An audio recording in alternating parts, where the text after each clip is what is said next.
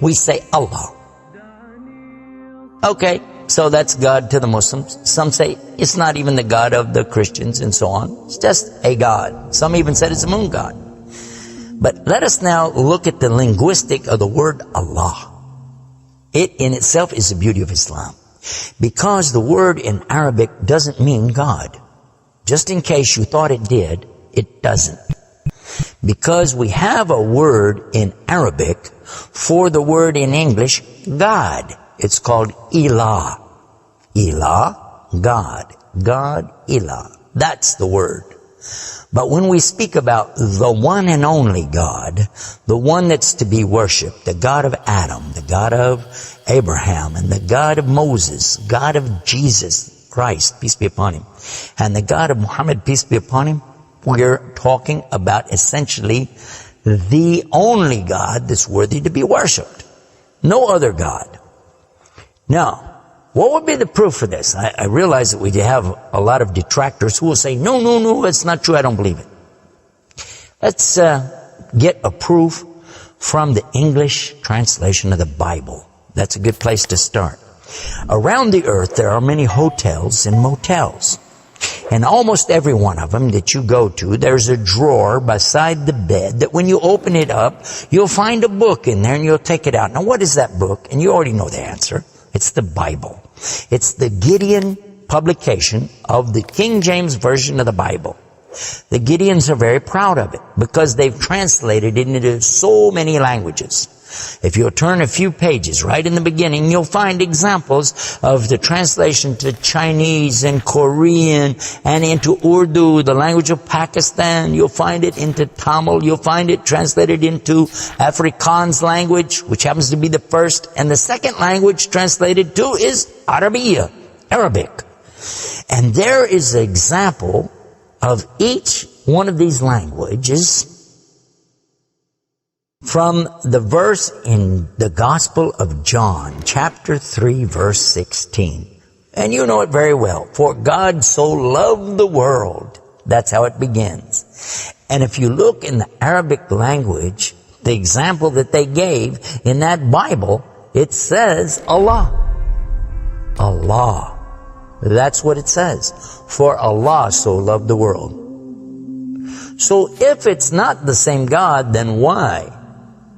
All over the entire earth, everywhere I go, I find this exact same word being used in the Bible of the Christians.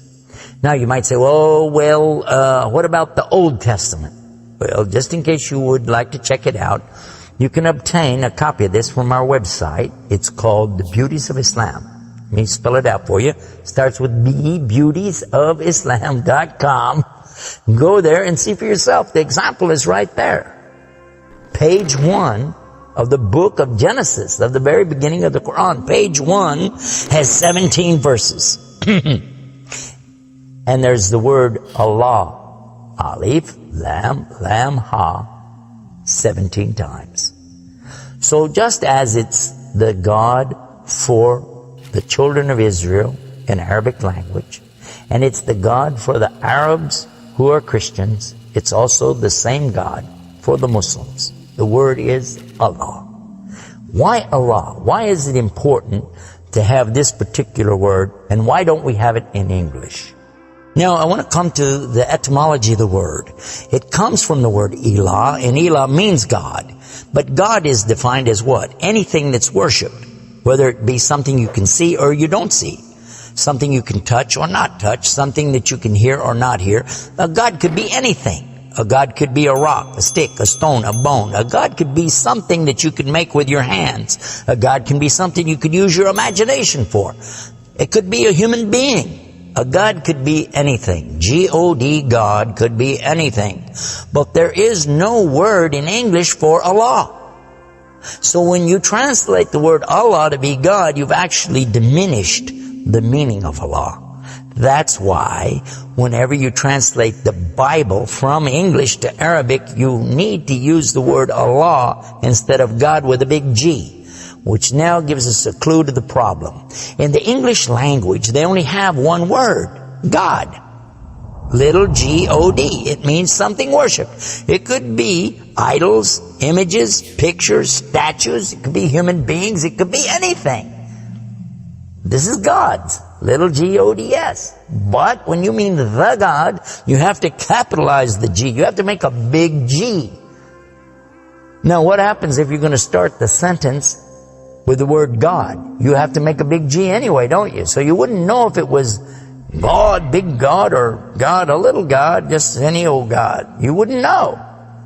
Also, whenever you're speaking to someone, they can't see the letters. So when you say God, which God? What God are you talking about? In Arabic, though, it's clear. When you say Ilah, okay, he's talking about a God. And Allah is an Ilah. But he's also Al-Ilah, the only Ilah. And when you say Allah, this firms it up. And there's no doubt in anybody's mind that you're talking about the one and only God.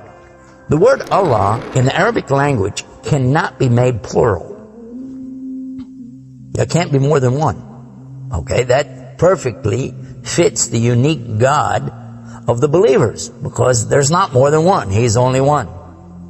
There's no God beside God. Second point is this. It can't be made female or male. There's no gender to the word. In Arabic, all the words have gender. All words have gender. But this particular word is only having gender because of the Arabic language, not because Allah has gender.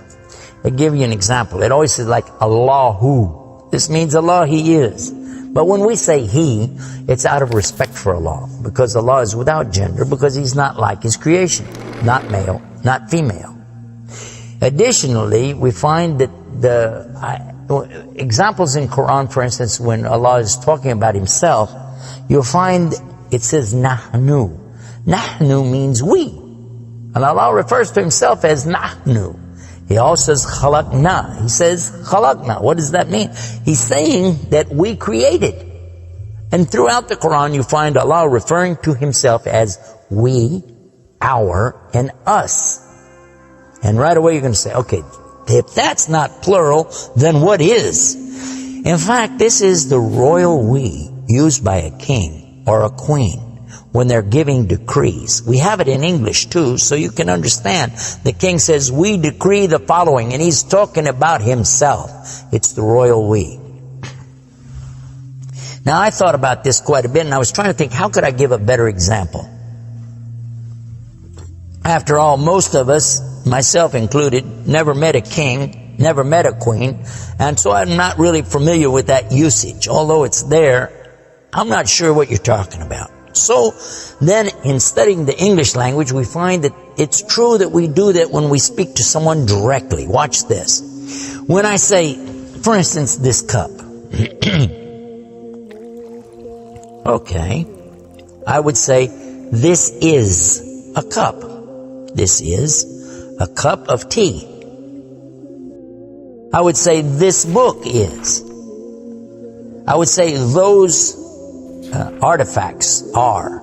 Those are. This is. These are. So I'm saying is and are. Did you catch this now? These things are. This is. Now when I speak to a human being, how do I do this? Well, I will say, you guys, all of you are. All of you are. A-R-E. But when I speak to somebody directly, do I say you is or you are? I will say you are. Why? Simply because this is the respect, honor, and dignity that I'm giving. There's no plural there. When I say to you, you are my friend. You are a lovely person. But why am I saying are? Why aren't I saying is? You is my friend. You is a lovely person. You'll say, man, this guy doesn't know English language. And in fact, that's how we can understand this usage of we and our when Allah is talking about Himself. This is the same as when I say I. I don't say I is, I say I am. And again, it's to show the, not plural, but rather the specific nobility, dignity, and honor that you give to the one who's speaking about himself and to the one he's speaking to. And in the same way, that's exactly what Allah is doing when He says Nahnu and Khalaqna and other examples throughout the Quran. So now what we've learned is that Allah's name itself is the perfect name for Allah. It is something that is so fantastic to describe who He is and who He isn't. The one and only God. There is none other like Him, nothing like unto Him, Allah, and at the same time, the dignity, the royalty, the honor that's due Him is contained in His name.